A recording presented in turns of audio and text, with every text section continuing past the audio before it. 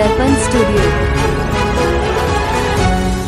নমস্কার সুধী দর্শকবৃন্দ, নিউজ বরাক দর্পণ স্টুডিও থেকে সবাইকে আবার শুভেচ্ছা। আজকের গুরুত্বপূর্ণ খবর, ভারতের বিদেশমন্ত্রী এস জয়শঙ্কর সাংহাই সহযোগিতা সংস্থার এসসিও পররাষ্ট্রমন্ত্রীদের সঙ্গে আলোচনায় অংশ নিতে চীন সফরে পৌঁছেছেন। আজ চীনের উপরাষ্ট্রমন্ত্রী হান জ্যাং এর সাথে সাক্ষাৎ করেন। ভারত চীন সম্পর্ককে স্বাভাবিক করা অত্যন্ত প্রয়োজন বলে বারবার জোর দিয়েছেন। কূটনৈতিক মহল মনে করছেন বিদেশমন্ত্রীর এই চীন সফর অত্যন্ত গুরুত্বপূর্ণ। চীনের এসসিও সভাপতিত্বে ভারতের পূর্ণ সমর্থন জানানো হয়েছে। বর্তমানে ক্রমবর্ধমান বিশ্বের জটিল পরিস্থিতিতে প্রতিবেশী রাষ্ট্র ভারত ও চীনের মধ্যে মত ও দৃষ্টিভঙ্গির খোলামেলা আদান প্রদান অত্যন্ত গুরুত্বপূর্ণ।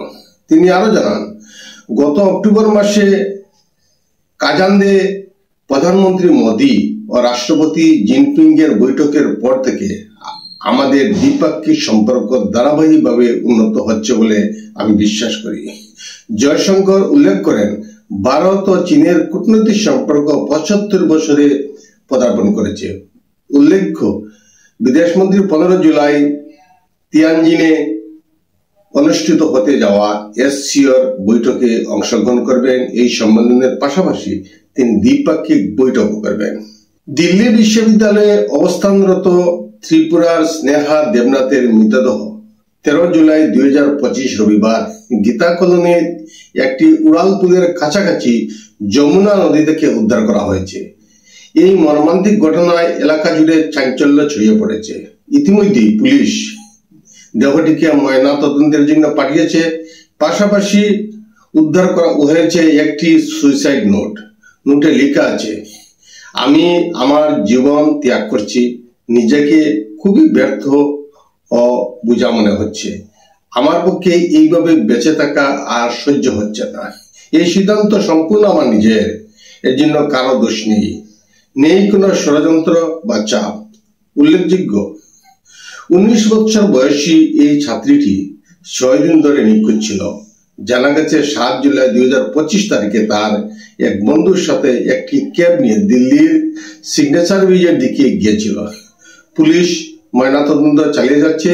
পরের প্রকৃত সত্য সামনে আসবে বলে জানা গেছে। যাত্রী সুরক্ষায় ট্রেনের সব কামরাতেই বসাতে চলছে সিসি ক্যামেরা। পরীক্ষামূলক ব্যবহার সফল হয়েছে বলে জানিয়েছেন ভারতীয় রেল মন্ত্রক।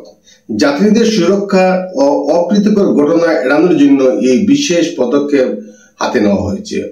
উত্তর রেলের আওতায় থাকা লোকো ইঞ্জিন এবং কামরায় পরীক্ষামূলকভাবে সিসি ক্যামেরা লাগানোর প্রক্রিয়া ইতিমধ্যেই শেষ হয়েছে বলে রেল মন্ত্রকের খবর।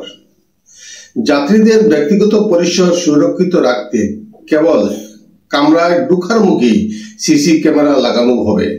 রেল সূত্রে খবর, খুব শীঘ্রই 15,000 লোকোমোটিভ ও 74,000 কোচে সিসি ক্যামেরা লাগানো হবে এবং প্রতিটি কোচে 4টি সিসি ক্যামেরা লাগানো হবে। লোকোমোটিভে থাকবে 6টি নজরদারি ক্যামেরা। ইয়েমেনে বন্দী ভারতীয় নিমিষা প্রিয়ার মৃত্যুদণ্ড রুখতে আর বিশেষ কিছু করার নেই ভারত সরকারের। সোমবার সুপ্রিম কোর্টকে এমনটাই জানালেন কেন্দ্রের অ্যাটর্নি জেনারেল আর ভেঙ্কটরামনি।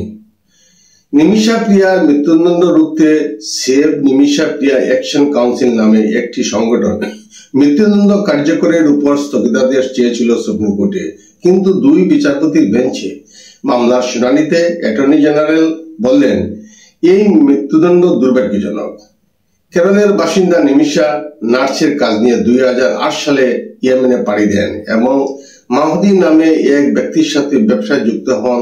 তারপর পারিবারিক ও ব্যবসায়ী জোড়া বিবাদে লিপ্ত থাকার কারণে স্বামীকে খুন করার অপরাধে ইয়েমেনে সাজা কাটছিলেন। পরিশেষে ইয়েমেনের আদালত তাকে মৃত্যুদণ্ড ঘোষণা করে। আজকের প্রতিবেদনে এখানেই বিরতি টানছি। সবাইকে নমস্কার।